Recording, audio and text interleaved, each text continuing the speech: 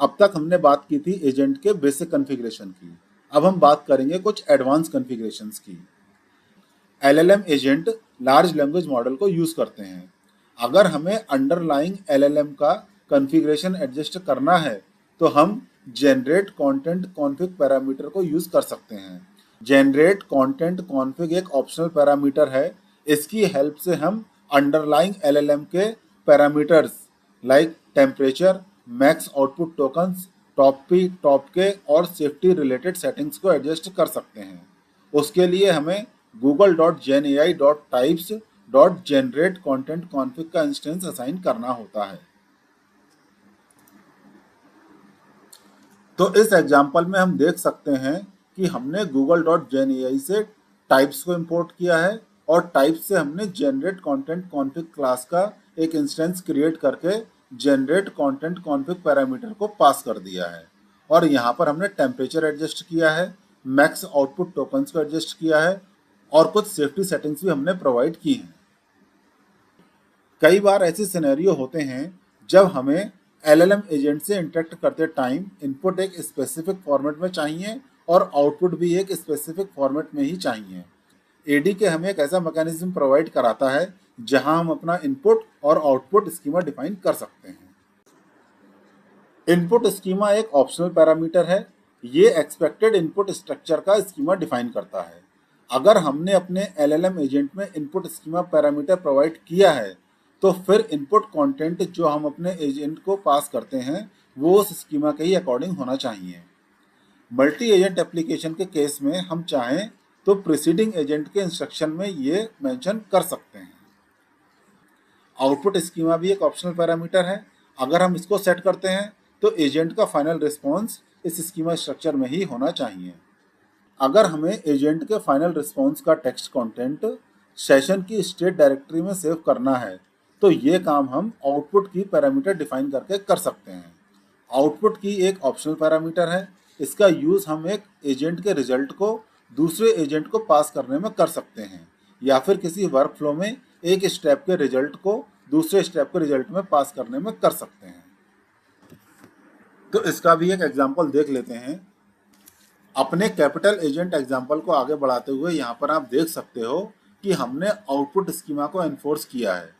Output schema है हमारा capital output और कैपिटल आउटपुट में एक फॉर्मेट है और अपने इंस्ट्रक्शन में हमने ये मेंशन किया है कि जब भी रिस्पॉन्स आएगा तो वो एक जेसॉन ऑब्जेक्ट होना चाहिए।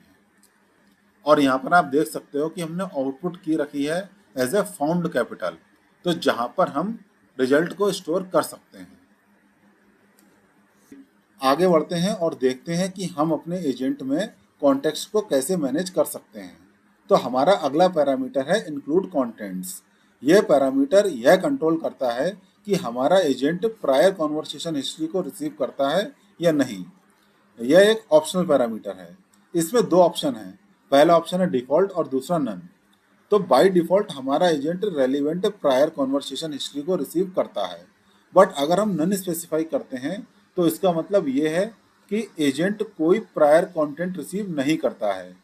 तो इस केस में हमारा एजेंट वही प्रोसेस करता है जो इनपुट करंट टर्न में प्रोवाइड करते हैं और करंट टर्न के लिए जो इंस्ट्रक्शंस दिए गए हों। तो इसका एग्जांपल भी देख लेते हैं। बाय डिफॉल्ट हमारा agent relevant prior conversation history receive करता है, बट अगर हम चाहते हैं कि हमारा एजेंट कोई प्रायर कंटेंट रिसीव ना करे तो यहाँ पर हम इंक्लूड कंटेंट्स पैरामीटर की वैल्यू नन सेट कर देते हैं। नेक्स्ट पैरामीटर है प्लानर। कुछ मॉडल्स ऐसे भी हो सकते हैं जिनमें बिल्ट इन थिंकिंग नहीं होती है। तो उस केस में अगर हम चाहते हैं कि हमारे एजेंट के लिए एग्जीक्यूशन से पहले मल्टी स्टेप रीजनिंग और प्लानिंग इनेबल हो तो हम प्लानर पैरामीटर यूज कर सकते हैं। यह एक ऑप्शनल पैरामीटर है।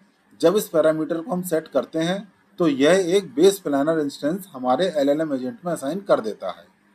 तो मोटे मोटे तौर पर हमारे दो मेन प्लानर्स हैं, बिल्ट इन प्लानर और plan react planner.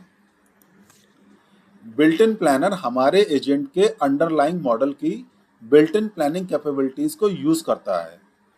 Mostly models में बिल्ट इन थिंकिंग फीचर होता है, जैसे कि जेमिनाई मॉडल के केस में जेमिनाई थिंकिंग। अब हमारे पास यहाँ पर दो सब पैरामीटर्स होते हैं थिंकिंग कॉन्फ़िगरेशन के लिए, थिंकिंग बजट और thinking thoughts. Thinking budget parameter हमारे मॉडल को ये बताता है कि एक रिस्पॉन्स को जनरेट करने के लिए मॉडल कितने थिंकिंग टोकन यूज कर सकता है, यानी कि ये थिंकिंग के लिए एक टोकन लिमिट सेट कर देता है। इंक्लूड थॉट्स पैरामीटर ये कंट्रोल करता है कि जनरेटेड रिस्पॉन्स में क्या हमारे मॉडल को रॉ थॉट्स और इंटरनल रीजनिंग इंक्लूड करना चाहिए या नहीं।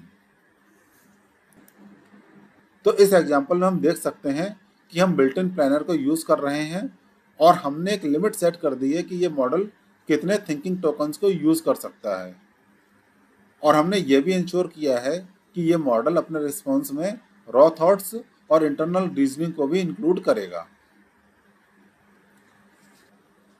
प्लान रिएक्ट प्लानर उस केस में यूजफुल होते हैं जहां मॉडल्स की बिल्ट इन थिंकिंग नहीं होती है। ये प्लानर मॉडल को इंस्ट्रक्ट करता है कि मॉडल अपने आउटपुट में एक स्पेसिफिक स्ट्रक्चर को फॉलो करे। अब वो स्ट्रक्चर क्या है? पहला, क्रिएट अ प्लान, दूसरा देन एग्जीक्यूशन, और तीसरा इन स्टेप्स की रीजनिंग को प्रोवाइड करो। तो यहाँ पर एजेंट का रिस्पॉन्स एक स्ट्रक्चर्ड फॉर्मेट को फॉलो करता है। तो यहाँ आप एग्जाम्पल में देख सकते हो कि हम प्लान रिएक्ट प्लानर को यूज कर रहे हैं। एक और पैरामीटर है कोड एग्जीक्यूशन। अगर एलएलएम के रिस्पॉन्स में कोई कोड ब्लॉक आता है और हम चाहते हैं कि हमारा एजेंट उस कोड ब्लॉक को एग्जीक्यूट करे, तो हम कोड एग्जीक्यूटर पैरामीटर को यूज़ करते हैं। जब हम इस पैरामीटर को सेट करते हैं तो यह एक बेस कोड एग्जीक्यूटर इंस्टेंस को क्रिएट करता है और उस इंस्टेंस को हमारे एजेंट को प्रोवाइड कर देता है। हमारा agent base code executor instance को यूज़ करके एलएलएम के रिस्पॉन्स में दिए गए कोड ब्लॉक को एग्जीक्यूट कर देता है।